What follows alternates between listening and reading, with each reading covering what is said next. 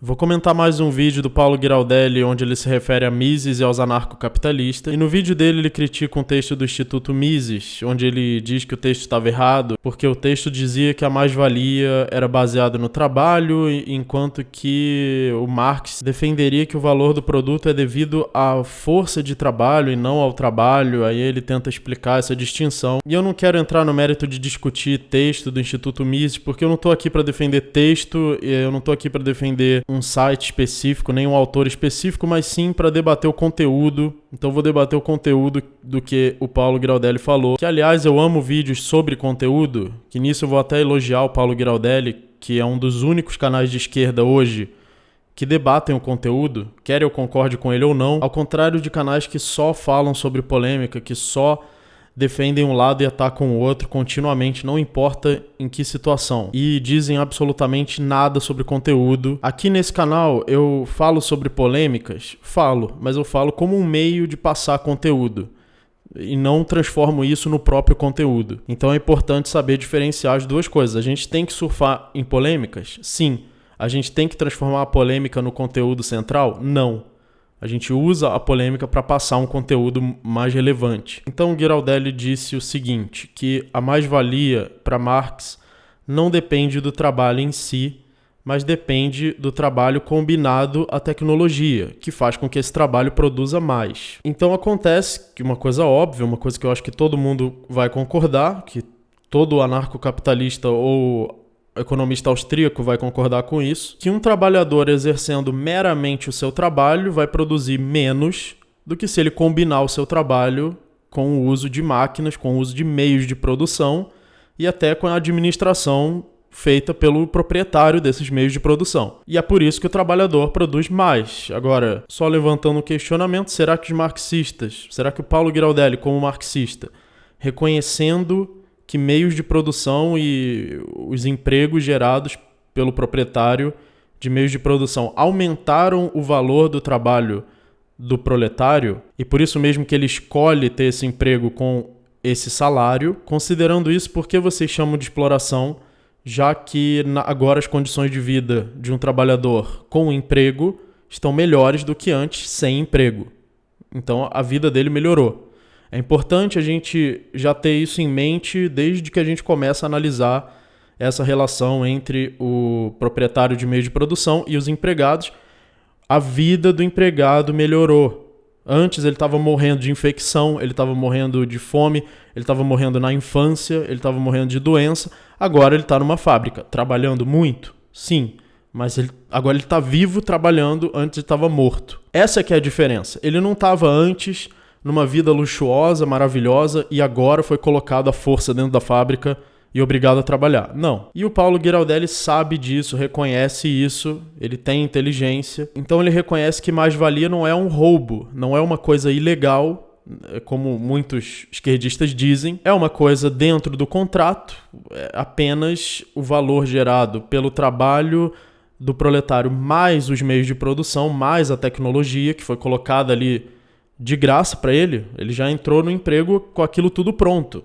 Agora, e para deixar aquilo tudo funcionando e para prever que aquilo era necessário se produzir, que ia gerar lucro, isso foi tudo trabalho de quem poupou recursos, investiu, construiu todos aqueles meios de produção, e aí já chega o emprego pronto para o trabalhador, fazem um contrato que é bom para ambos os lados. Se não fosse bom para ambos os lados não iam aceitar o contrato, só que a maior parte do valor gerado fica para o proprietário. Então o Paulo Giraldelli ele tem um certo discurso onde ele diz que a escola austríaca não está errada, que a lei de oferta e demanda, lei de utilidade marginal decrescente, lei do valor subjetivo, essas coisas não estão erradas, elas só se aplicam num campo diferente do valor trabalho e do marxismo. Eu, particularmente, discordo disso. Eu acho que o marxismo e o valor trabalho estão errados. Ou melhor, tem pontos em que o marxismo não está nem errado. É que ele simplesmente não está falando nada que possa ser considerado uma teoria econômica ou ética. Tanto que o Paulo Giraldelli reconhece que a mais-valia, por exemplo, não é roubo. Ela não é antiética, ela é apenas uma coisa considerada opressora. Só que considerar opressor, você pode considerar qualquer coisa. Tem gente hoje em dia considerando a ofensa uma coisa opressora, piada uma coisa opressora.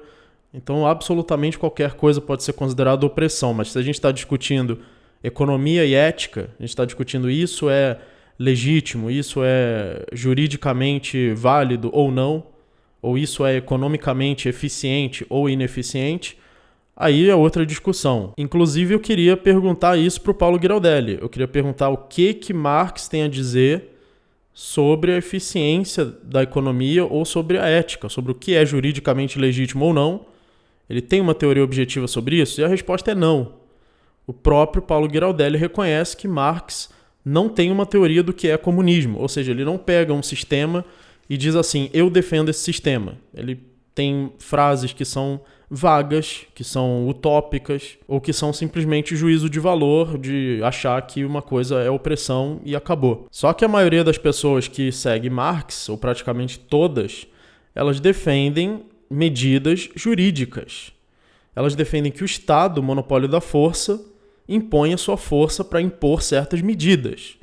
Então, se Marx não tem uma teoria jurídica, não tem uma teoria que diz isso aqui é certo ou errado, é legal ou ilegal, ou economicamente produz riqueza ou não produz, tanto que o Paulo Giraldelli reconhece que o capitalismo produz riqueza, reconhece que nós estamos enriquecendo, ou que o livre mercado produz riqueza, mas ao mesmo tempo ele separa isso do fato da burguesia oprimir ou não o proletariado. Mas então como é que disso você vai partir para medidas econômicas ou medidas jurídicas? Você vai partir para o Estado impor alguma coisa sobre a economia ou sobre a lei, já que você não está se baseando em economia e ética? Essa que é a pergunta que eu faço para o Paulo Giraldelli. Como você salta de uma coisa para outra? Então esse já é um erro, que é você tomar medidas econômicas, defender medidas econômicas, que no caso são medidas estatais, impostas pelo monopólio da força, sem que você tenha uma justificativa que isso vai trazer eficiência econômica. Ou seja, no final das contas isso vai trazer miséria, que é o que nós vemos em todo o regime socialista. Esses sistemas considerados socialistas que geram riqueza ou que permitem riqueza, de países nórdicos, por exemplo, são estados que interferem muito pouco na economia, é um mercado muito livre, só que ao mesmo tempo eles pagam muitos impostos. Então isso não é socialismo. Isso é livre mercado com um Estado cobrando muito imposto. Socialismo é controle do mercado, é congelamento de preços, é o Estado decide o que vai ser produzido e assim por diante. Isso daí sempre resulta em miséria. Não tem como, e o Mises já explicou isso, da impossibilidade do cálculo econômico sem a propriedade privada dos meios de produção. E então Paulo Giraldelli diz o seguinte, que ele defende apenas que esse valor que fica mais com o proprietário seja mais repassado para os trabalhadores. E claro que isso também é de acordo com a competição. Quando você tem muitos proprietários produzindo alguma coisa e oferecendo empregos, você tem mais competição de quem está oferecendo empregos e quer obter os melhores trabalhadores, você vai ter empregos melhores, que é o que está acontecendo, por exemplo, na China, onde o salário está subindo. Aquelas condições da Revolução Industrial, onde a pessoa tem que trabalhar 14 horas por dia só para sobreviver, isso está cada vez menos acontecendo. Cada vez um trabalhador precisa trabalhar menos para ter qualidade de vida. E aquilo que antes a gente chamava de pobreza, cada vez mais está deixando de existir. O que nós chamamos hoje de pobreza não é a mesma coisa que a gente chamava antes de pobreza. Então esse processo de que o trabalhador ganhe mais já está acontecendo. Ele acontece pela competição, pelo livre mercado. Mas o que o socialismo propõe? Ele propõe acabar com o livre mercado. Então, deixando todo mundo miserável. Então, é o contrário. Para você oferecer melhores condições, ou permitir que um trabalhador tenha melhores condições, o que você tem que fazer é não interferir nas trocas voluntárias. Deixa ele. Ele já está melhor de vida com o emprego, deixa acontecer mais competição, deixa ter mais pessoas oferecendo emprego, que aí eles vão competir uns com os outros e os empregos vão ficar melhores. Então, o que o Paulo Giraldelli acha disso? Será que ele aceita o mercado como uma forma de melhorar o livre mercado, a livre competição, a seleção natural baseada na competição como uma forma de melhorar a vida do trabalhador? Ou ele defende o congelamento de preços? Ou ele defende o Estado ter um poder total de controlar tudo que vai ser produzido ou não. Isso que ele tem que deixar mais claro, de que lado ele está. Ele está do lado do livre mercado, pensando no livre mercado como forma de melhorar a condição de todo mundo, ou no socialismo. Ele tem que se posicionar em relação a isso, porque até agora eu não vi ele se posicionar claramente. E aí ele falou que muitos ANCAPs acabam ficando fanáticos, acabam ficando com a mente fechada, mas isso é verdade para todos os lados, para a direita, para a esquerda e para ANCAPs também. Tem ANCAPs que eu vejo tratando autores como autoridades, que é uma coisa que eu sempre alerto aqui no canal. Não trate ninguém como autoridade, raciocine, discorde, leia muitos autores diferentes, leia autores, da escola analítica, da filosofia analítica, né? Não fique preso só na escola austríaca, vou ler só autores da escola austríaca, a não ser que você queira se especializar nisso, também não tenho nada contra, mas tenha a mente aberta, esteja disposto a mudar de ideia.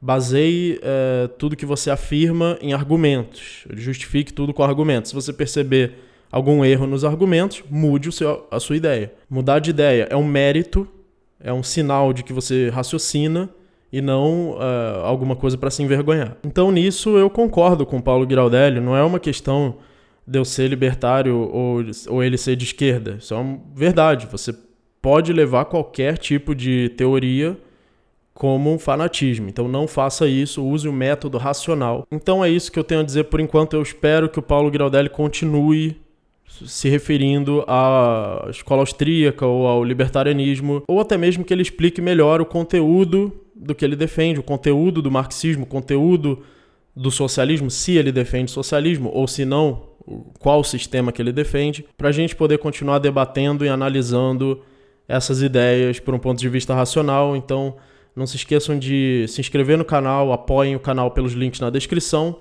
Muito obrigado e até o próximo vídeo.